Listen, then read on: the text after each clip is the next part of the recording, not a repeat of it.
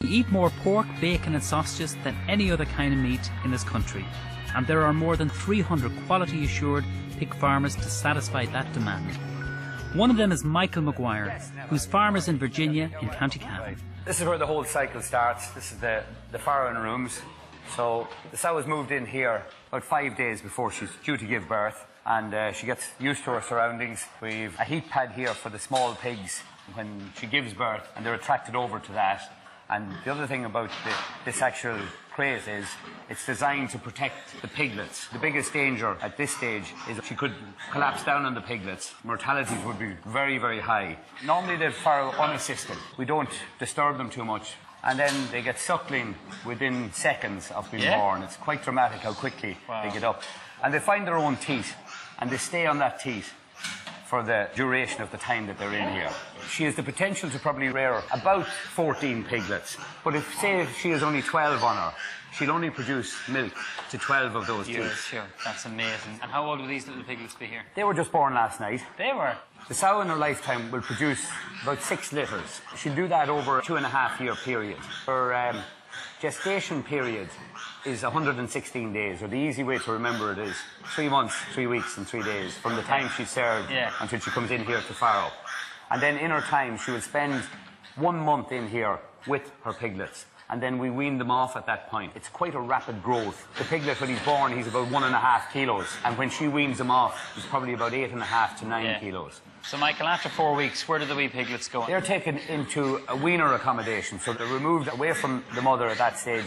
It's probably one of the most stressful times in their lives, all right. We would feed them a high milk-based diet to substitute the mother's milk, and they would be kept on that diet for about 1 month after weaning. They're kept in their own groups. They stay with their partners then, as we call them, their own brothers and sisters, for the rest of their lives.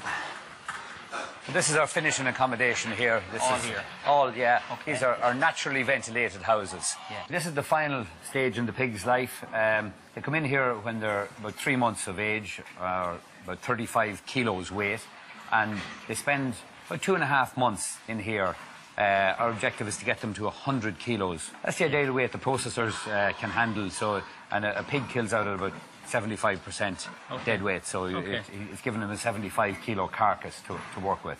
But they've access to feed on a continuous basis, also water, and they have manipulative materials as well. They're very efficient producers of meat, pigs. You know, for every 3 kilos of feed we give them, they're going to put on 1 kilo of gain. The standard of production that we've got with these pigs, I don't believe there's anywhere else in Europe that is able to produce pigs to the quality standards that we're currently producing them.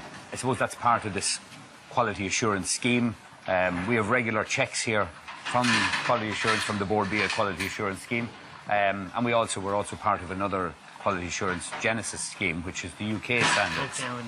But we find that once we have the Board B standard attained, that there's no other scheme probably as keen and as committed that works as well for pig producers. At the end of the day, it's consumer confidence that we want to build. Michael, pork is very popular in Ireland, but in Germany here it's reaching a huge amount. It is, yeah. When you look at the average consumption per head here in Ireland, I think it's about 36 kilos per head per annum of pork that's consumed. Whereas in Germany, Germans are into 50 kilos plus. We've been over in Germany on different occasions, and it's amazing. You look at the menu and they would have 3 or 4 different pork dishes on the one menu, which is something that we'd often say we need to strive to that level of pork availability on menus here in this country. It is the most consumed meat in the world. When you take in the Chinese, it's the #1 meat in China. And I think we have a long way to go in Ireland with realising the true potential of pork and what it can be done. It's been a pleasure being here today, Michael. Thank you very much, Neven. Success, and thanks for your time. Not at all. Thanks, you're more than welcome. Thank you very much, Michael. Cheers. After the break, I'll be cooking a fillet of pork with basil and pine nuts. Quality assurance isn't just about growing, it's about everything we do. Neven Maguire Home Chef in association with the Board B Quality Mark.